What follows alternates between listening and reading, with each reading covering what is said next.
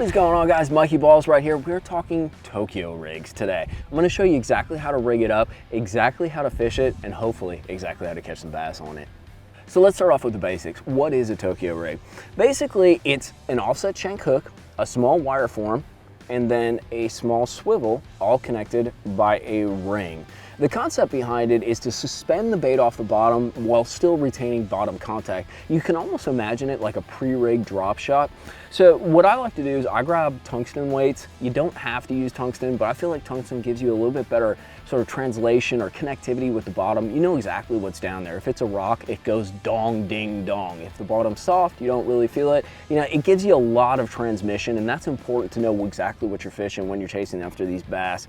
So one of the biggest mistakes that people make though is how they actually put the weight on this wire form. You know, traditionally Texas rig, you're like slide the weight up, right? No, not with the Tokyo rig. What you actually want to do is flip it around inverse and slide it onto the wire form just like that. And there's a real simple reason for that. Basically, this is the portion that's going to drag across the bottom, and you want that cylindrical head down there because you don't want it to get hung up with a hard edge all the time. It'll give you that bottom transmission, but at the same time not get hung.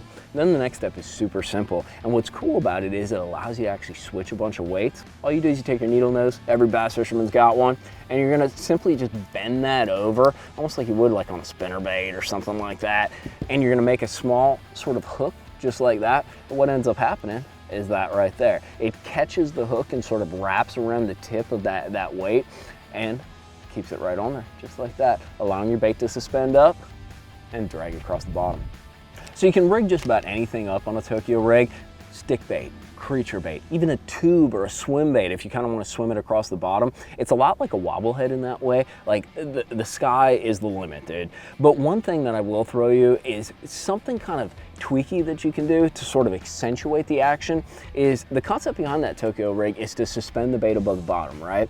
So what you can do is use some of these new school plastics like a Z-Man that use that Elastec or that floating style plastic, and what it does is it makes sure that that hook is going to stay above the bottom. When it comes to rigging though, it's super simple, super straightforward. All you're going to do is take that offset shank hook, you're going to pass it through the tip, and then bring it on out so that you can cover up that little offset right there, slide it on.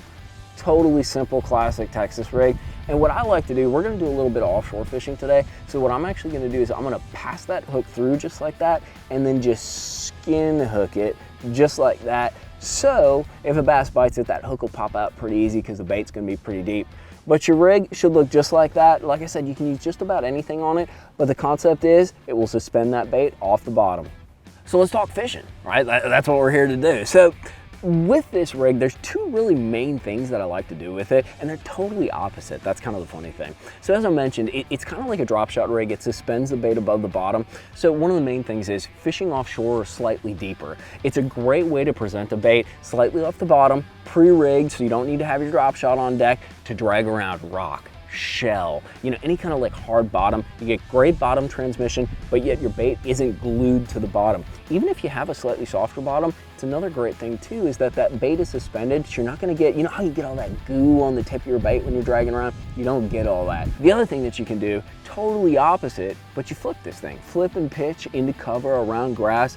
This rig is surprisingly weedless, even with the weight dangling down like this. And what you get is sort of a different look. You know, obviously with the Texas rig, your weight's up there, the bait punches on through. This bait has a slightly different fall when you're pitching around docks. Because the weight goes down, you actually get sort of a gliding action from the soft plastic that's on there, giving it a little different presentation, a little bit different look. It's not about big changes, it's all about nuance changes. Super easy to flip though because it's compact. It's almost like flipping a micro drop shot. Tokyo rig, it's not new anymore, but it's something you need to have in your arsenal. It gives you a combination of a lot of fish catching attributes, that suspended weight, a suspended bait, and you can do a million different things with it. You need to try it, grab yourself a Tokyo rig, put your favorite plastic on the back, and start slanging.